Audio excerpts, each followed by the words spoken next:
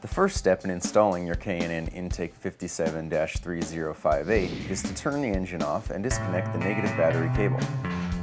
Next, disconnect the electrical connection from the mass air sensor and remove the engine cover by lifting it up and pulling it off the engine. Unhook the radiator hose mount from the intake tube and disconnect the crankcase vent hose from the valve cover. Loosen the hose clamps that secure the stock intake tube to the throttle body and mass air sensor. Then, remove the intake tube from the vehicle.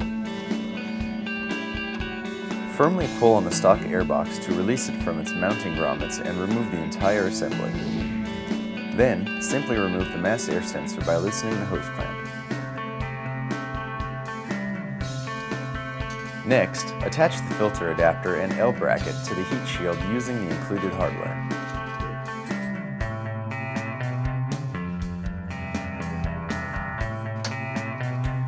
Find the two 5/16 nuts.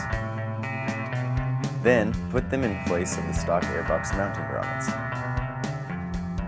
Take the heat shield and put it onto the airbox mounting tray. Secure the heat shield using the 5/16 nuts and bolts that came with the air intake kit. Use the L bracket to attach the heat shield to the inner fender.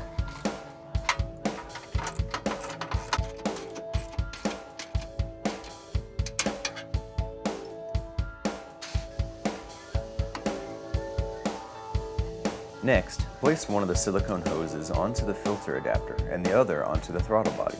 Secure them with the hose clamps.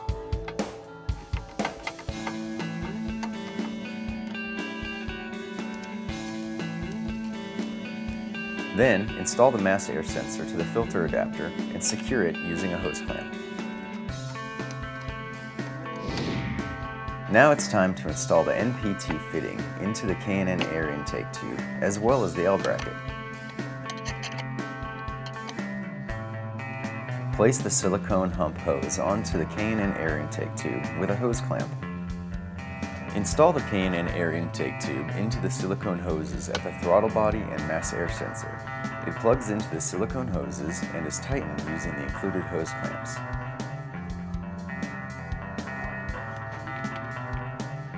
Then, reinstall the radiator hose mount using the mounting bracket on the K&N air intake tube.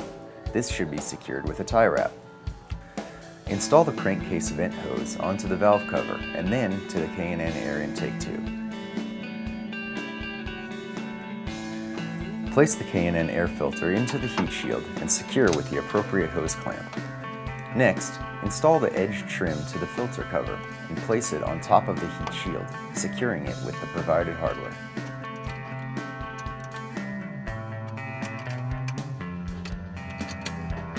Finally, reinstall the engine cover and reconnect the mass air sensor electrical connection and the vehicle's negative battery cable.